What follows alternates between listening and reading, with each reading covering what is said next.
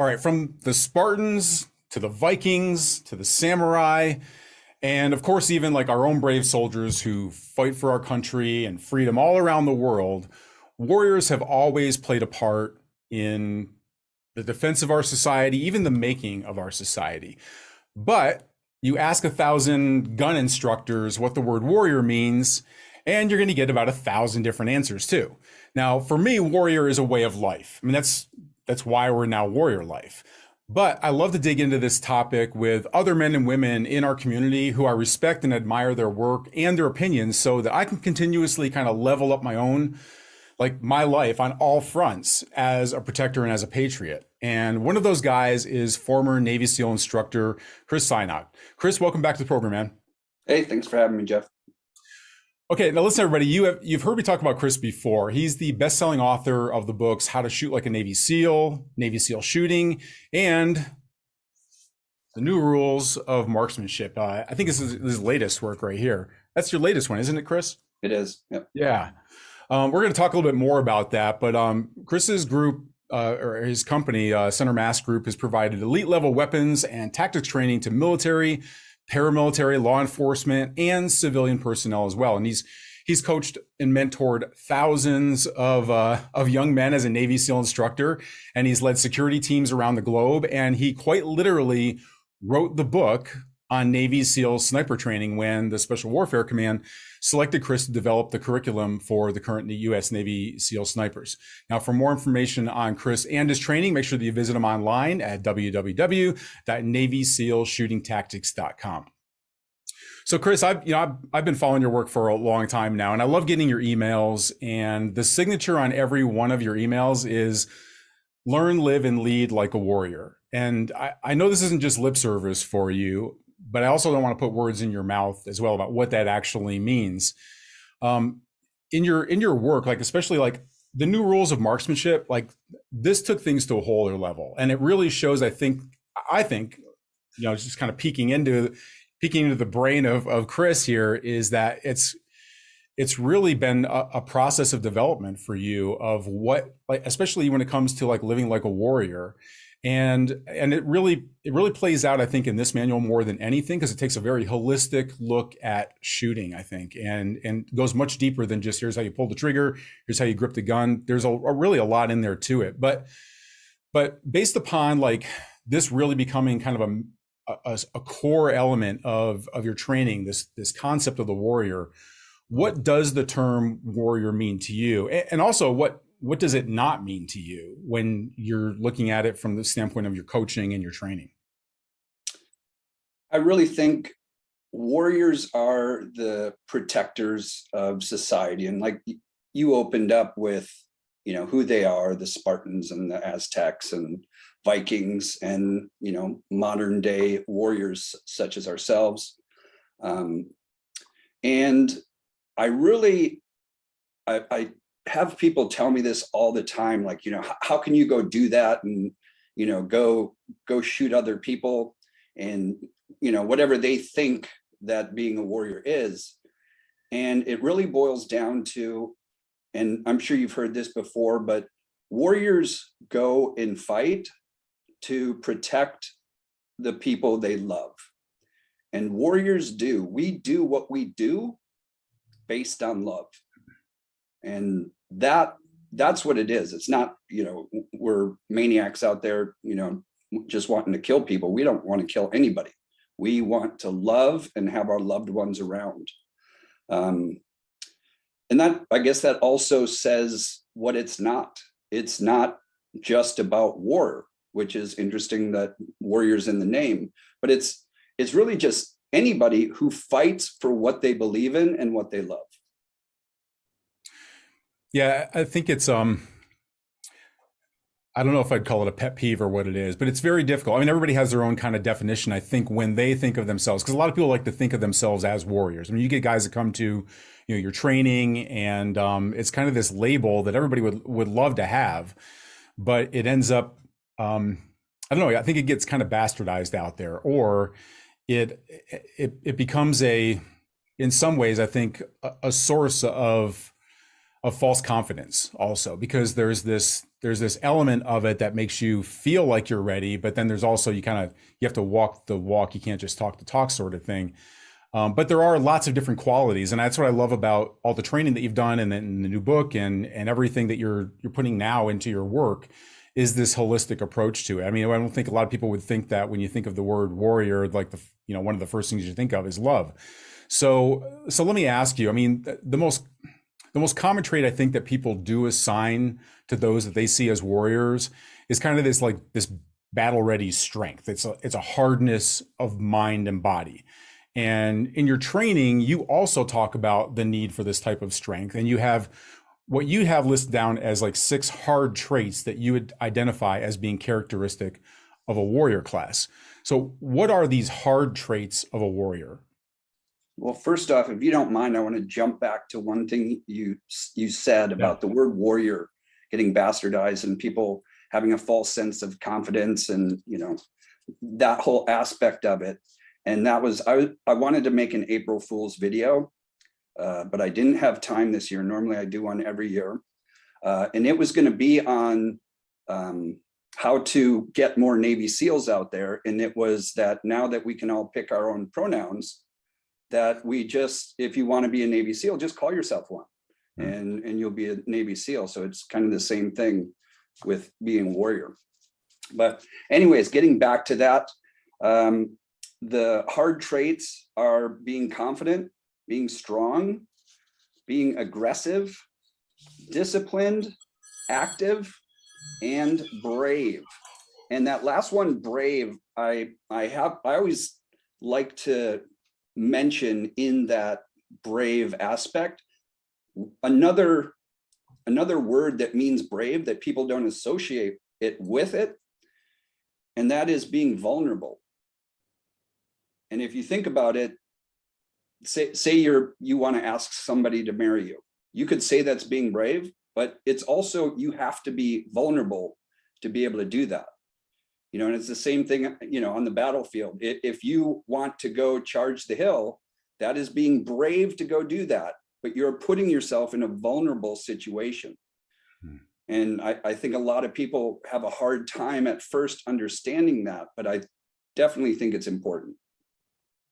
It's interesting that vulnerable, like you have hard and you have soft skills or traits of warrior. That would be one that I think most people would say is a soft trait. And I guess, it's interesting that you bring it up in this way, because I mean, you and I have talked about, we have a nonprofit, and we work with combat veterans to overcome PTSD is how most people know it out there. And we've had more than a few that have come through and said, when we're after our talks and everything, that they always thought that strength was not basically not admitting that you have PTSD or anything like that. And what they find instead is that making themselves vulnerable and finding, that was the hardest thing to do, is to make themselves vulnerable to it and get the help that they actually needed. And that's why I think a lot of the holistic traits that you're talking about when it comes to this stuff, it's interesting because it is kind of the easy way out, just to slap the label warrior on you and get a really cool tattoo, get a Punisher spray paint on the handle of your 1911 and a great bumper sticker. And it's interesting that you bring up some of the things that most people wouldn't look at as hard traits, but actually label them as a hard trait. Yeah, definitely. And I got that from Brene Brown. I don't know if you know her. She's got a great book, The Power of Vulnerability. And after reading that, I changed several things, did several things in life. One of them was to write both of my sons love letters. And that's just another thing. You can think, wow, that is so hard to do, but how vulnerable do you also need to do that? So yeah, and it's also the reason I put it as the last one. That way it's a little easier to go into the soft traits. Yeah. Okay. Yeah. It's funny. It's you're talking about that. I mean, we talked about our own kids before and everything, and it's like the old way, like my dad's way, and there was like it was the school of hard knocks. Like to show love was a sign of weakness. You know, my father says that he learned to swim because his father took him out in a rowboat and then just threw him over the side and said, "Okay, there's the shore," and then he just started rowing. It's it's quite a different time, I guess. I don't know, but so of course strength is a factor in being able to be a protector, but one of the things that you talk about is that a balanced warrior also has what you call the soft traits, and that these are important as well. So let's talk about what these soft warrior traits are that we should be developing. Sure, and I'll just go through them. Number one is being self-aware, being patient. And one thing on being patient is, I ran our sniper course, as you mentioned. I wrote the manual, and people always ask me, what's the number one most important trait for a sniper? And patience is always number one. And again, if you look at it, I'm talking about soft traits, and people think about snipers and they think, oh, everything's got to be hard. But, sitting somewhere for a day and waiting patiently for, what you want and you've worked so hard for is critical. Number three, being humble, loyalty, being honest, and then, of course, the last and most important, being loving. Got it. Yeah, I'm writing these down.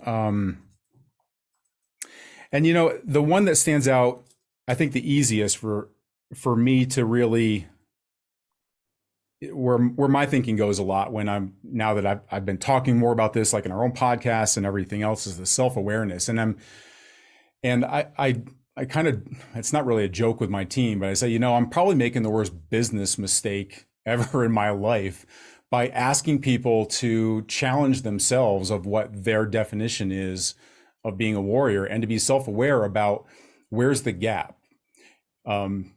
As protectors, where is what is it? We have the same goal, right? Like we want to protect our family, we want to do all these things, and we think about the training but a lot of people will consider that like they'll buy the gear, or they will watch a YouTube video, they will watch an article, and you can learn from those things, and it's good just to kind of keep your mind in those things. But one of my favorite sayings, and I'm like, seem like I'm saying it all the time now, is that we don't rise to the level of our expectations, we fall to the level of our training. And actually going out and doing something seems to be kind of the hardest part. And for people to truly be self-aware, like I think I'd like to hear more about that from you, about that self-aware trait, because I think it really does it requires people to think differently about themselves, right? Yeah. So when I teach somebody to shoot a firearm, and this is what goes into my latest book, The New Rules of Marksmanship. It's really my training philosophy, and it's an actual workbook for people to take themselves through. One of the things I teach in there is how to train. And one of the most important things in how to train is called weakness bias training. And basically what that means is looking at your shooting and what do you need to work on the most, and focusing on that. So if for instance, you want to improve, how long it takes you to draw your gun and put two rounds, in the center of your target at 10 yards. Well, you need to look at that. You need to figure out where you can work on the most. Is it getting to your gun at the holster? Is it getting it out of the holster? Is it acquiring your target?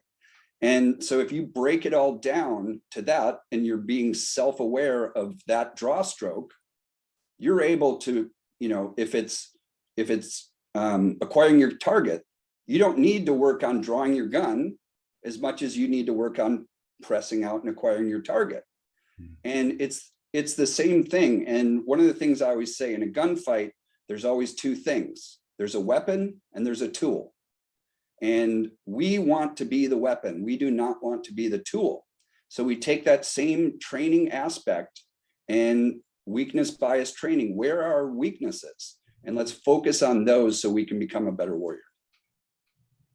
Yeah, I think also that's where patience comes in there as well, right? Because I mean, a lot of people just want to go to the really, cool, Gucci tactics that you can do with a handgun, but really just focusing. I mean, most of the time, I don't know about your classes, but I see a lot of people who are trying to do more advanced things, but the basics are either, if they have been practiced, they've wired in a lot of maybe bad habits, or they've not done enough training at all because they are impatient and they want to learn how to do, clear the jams and do the tactical reloads and jump over the hood of the car sort of stuff. But it does take, I mean, it's not as sexy to do the basics, but it is really kind of, that is what advance is, right? Like just doing the basics where they just become second nature and you don't have to really think about them. Yeah. You know, I've got a master's in health and human performance. So I always have people coming up to me and wanting me to make them, hey, Chris, can you make me I wanted to start doing a 2-a-day workout program, and these are my goals, and da da da da. And I'm like, sure. Once you come back to me and tell me you've worked out 3 times a week for a month, I will write that plan for you.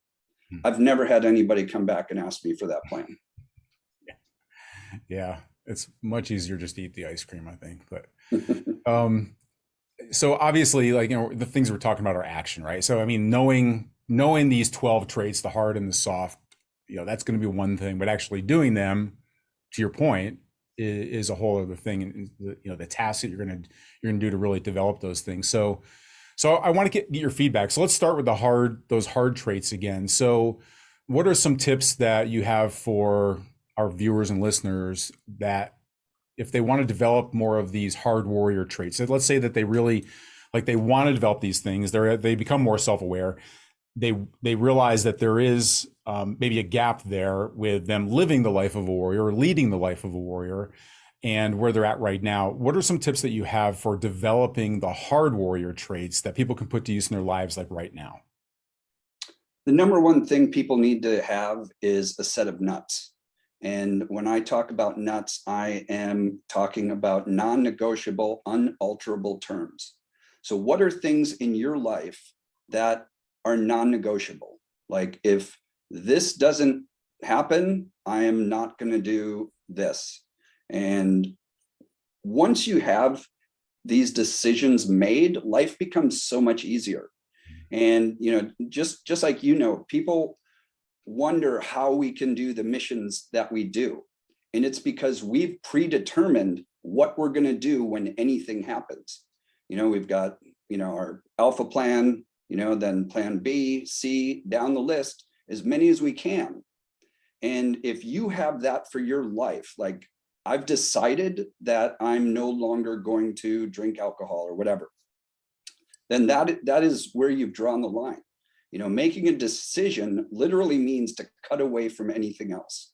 So for me, that is number one. I think everybody should practice some form of martial arts. And I was just talking about this with a buddy of mine, and his son, he wants him to go to start some karate.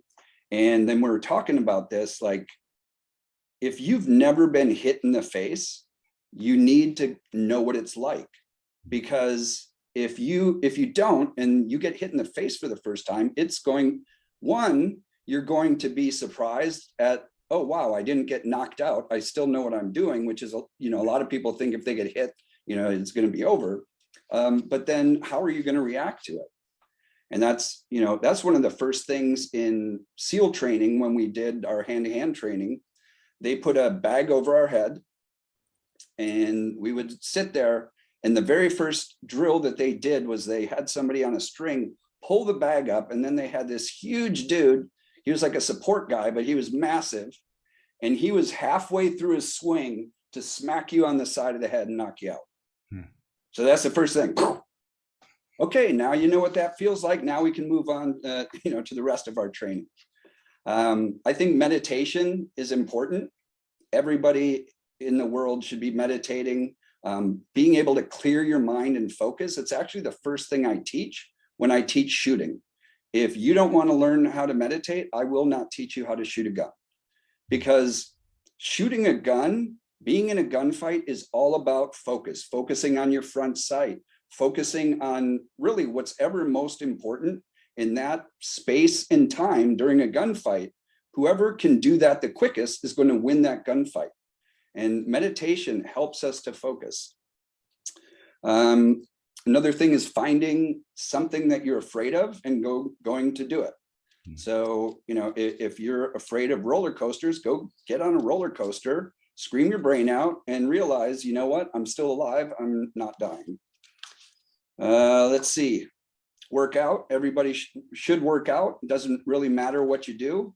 Go breathe hard and sweat every day, and you will be a better person. Embrace competition. So sign up for a race. If you want to learn how to run or lose some weight, one of the best things you could do is sign up for a race 6 months away. That way you have something you're looking forward to that is going to make you get up early so you can go for a run. I think establishing routines are important. We're creatures of habit. So whatever habits you choose for yourself, that is the life you're going to live. And whether you know it or not, we all are living a life of habits. And we just go habit to habit. Normally, what happens is our habits choose us. We don't choose our habits. So just flip that switch and go, you know what? These are the habits that I am going to be doing. Write down your goals. If you don't have goals in life, you never know where you're going. It's like in a car. If you want to get from point A to point B, and you know where point B is, but without the GPS and that plan telling you where to go, you're just going to be driving around aimlessly. Maybe one day you'll come to point B, but who knows? It's definitely going to take a lot longer. Become a master at anything and everything you do. One of my things in life is either master something, and if you don't want to master whatever that skill is, then it's just wasting your time. So everything you do, master it. And finally, learn to shoot guns. It's just fun. And if you want to do that, I know this guy who's got this great online shooting course called The New Rules of Marksmanship. Yeah, I've heard about that guy. Yeah. Blah, blah, blah. Shameless plug at the end. That's awesome. Yeah, I mean, there were so many directions I could go down now, any one of those things, but it's we would have to be here for a couple of hours, but those are all simple things that people can do. But I think people really need to kind of go back and listen to this, or watch, if you're watching the video for this, like go back and listen to this a few times, and really like be able to pause that and really think about, or you can do it right now while you're, but like think about what that actually means. And I know what you're talking about. Like it seems like we're so much about identity these days, but not necessarily in the best ways. I was a vegetarian for 8 years, and when I had no problems at all, like one of my like I'm open with the challenges that I have also, and food, like I love food.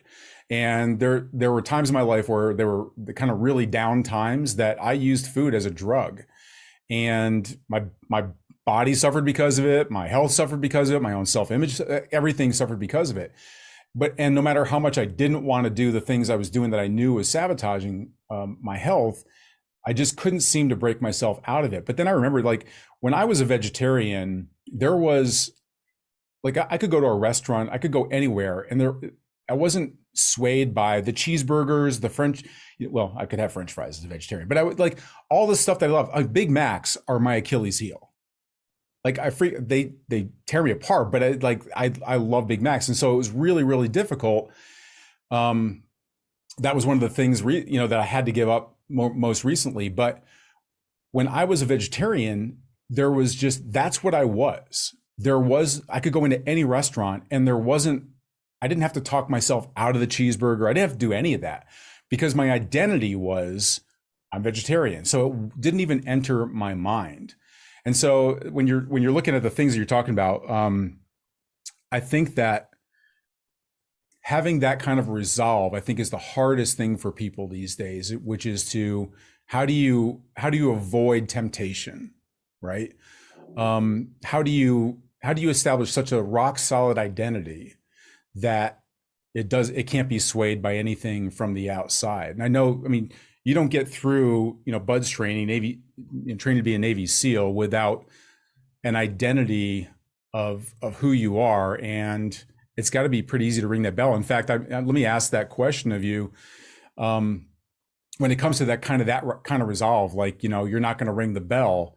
What do you think is kind of the number one thing that would be applicable to people in their own lives and developing that kind of resolution around, if they know that there's something they want to achieve and they want to hit that goal?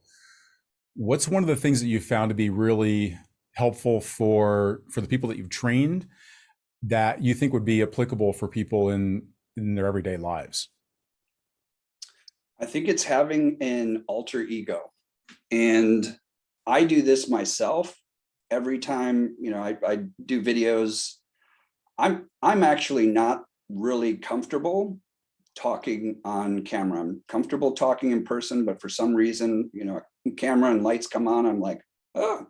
So what I do is I tell myself before, just act like that person that is comfortable. And I think everybody should think about the type of person you want to be and pick an alter ego. I have actually picked, if you can see this here, Braveheart, William Wallace. So, and I've got him all over my house. So anytime I need to make a decision, I'm like, what should I do? Above my bed, I've got his saying about, every man in life dies, but not everyone lives.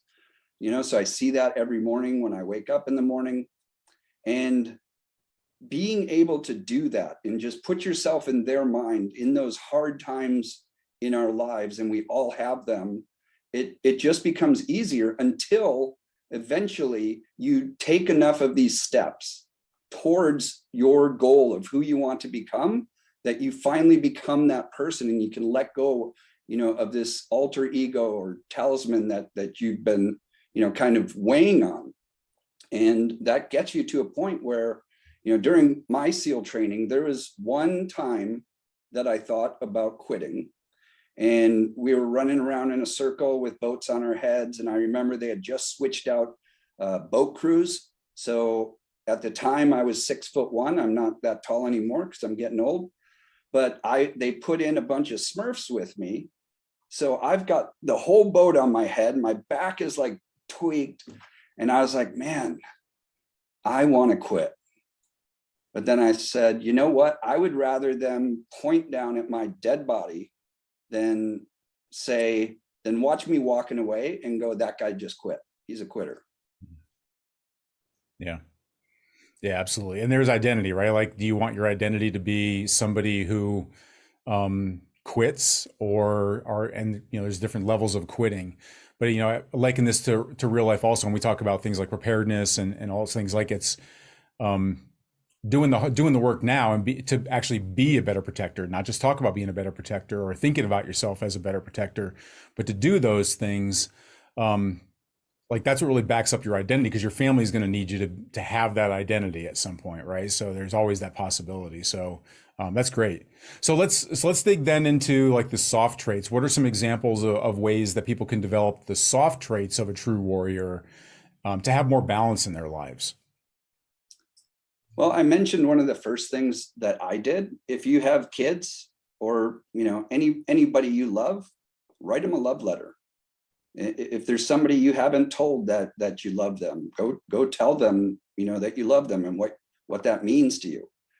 And that's going to work on the love aspect, and also bringing in that vulnerability part, which is also, as we were talking about, one of the hard traits. Learning to be patient. If you say you smoke cigarettes and you decide you want a cigarette, hold off for 1 minute and then smoke your cigarette. And then next time say, I'm going to hold off for 2 minutes. And that is building patience in yourself. You could do the same thing with food or, anything else you want to do. Shopping on Amazon. Oh, I want to hit that buy button now. Build up some patience. You really don't need whatever that thing is you're about to buy right now. unless you do. But most times people don't need what they're buying. So just learn to be patient. Meditation, I spoke about that one already. That's going to help also with it. Yeah. Awesome.